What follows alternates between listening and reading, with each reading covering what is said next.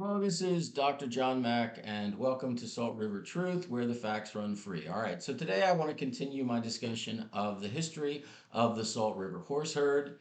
We're going to begin in the year 1973, very significant for the nation and very significant for the Salt River horse herd. All right, so the backdrop to this is the 1971 Wild Horse Anti Act. The Wild Horse Anti Act was legislation aimed at protecting the wild horses and the wild burros of the United States. It gave the U.S. government, through the agencies of the Bureau of Land Management and the U.S. Forest Service, it gave them the authority and the responsibility to both manage and protect these animals. Of course, the question that was left unanswered by the legislation is, of the many herds throughout the country, which ones met the requirements? So what they did was they asked the Forest Service and the BLM in 1971 to come up with an initial list on the basis of agent reports, on the basis of common knowledge, on the basis of what they knew then, to come up with a list of herds that they believed would be protected by the 1971 Act. And so that's what they did. They came up with this list. And it's important to note that the Salt River horse herd was originally considered to be protected by the 1971 Act. It was on that list of wild horses. But once they came up with the list, then Congress told them that they had to go out into the field to confirm it, to make sure that the horses on the list were on federally owned land and were unbranded and unclaimed. And so then survey teams were sent out, and they initially did aerial surveys. 1973 was the year they did the state of Arizona. And then they followed up these aerial surveys with on the ground confirmation. Because obviously, from the aerial survey, you can count the number, you can see the land they're on, so you can answer that first question: are they on federal land or on the private or state land? But you can't answer the second question: are they unbranded and unclaimed? You can only do that in person. And so then they sent range managers and wildlife biologists to each of the areas where they had observed these free roaming horses and burros to confirm, are these unbranded, unclaimed animals?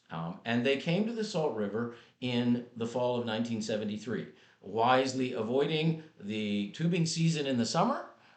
They came in the fall. And they conducted ground surveys. As the report reads, it was on horseback and also on foot. And the goal was to confirm the presence of unbranded animals. Remember, because they had been labeled as a wild horse herd in 1971, then the assumption was that they were unclaimed and unbranded. And so the goal was then to confirm that this indeed was true. So they came, they coordinated with the two Native American reservations. As the official report read, they contacted Indian stockmen of these two reservations in order to sort of begin to answer the question, are these unbranded and unclaimed horses? Right. After extensive research, this is what they found. All right, and this is in the official report. All the horses we observed were branded with brands owned by Indian residents of the adjacent Salt River or Fort McDowell Indian reservations. They then checked with the stockmen, are these your brands? And the stockman said, yes, these are horses that belong to us. And the stockman said, yes, these free ranging horses do go and they are on the National Forest land at certain periods of the year. So on the basis of that, then they published their final conclusion. The conclusion then was published on January 15th, 1974. It said, we have previously reported horses using this area as being wild and free roaming.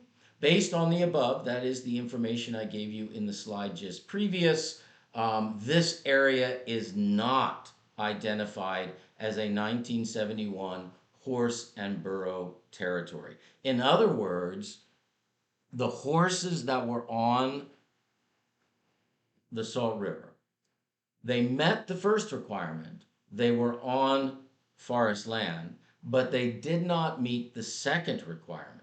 They were not unbranded and unclaimed. In fact, they were branded horses that belonged to Indian stockmen from the two reservations. And that's very significant. That these horses, the history of these horses that we see today, is rooted and grounded in the two Indian reservations and their horse herds. They were free roaming in the sense that they were range horses, but they were not unclaimed, unbranded horses.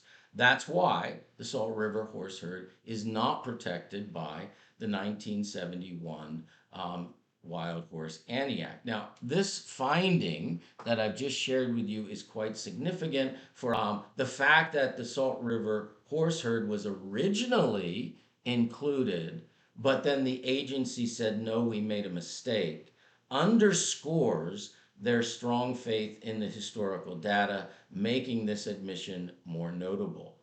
And in my next video, we'll explore how local indigenous communities interacted with, cared for, and integrated horses into their cultural and economic lives. And then you can also subscribe to this video channel.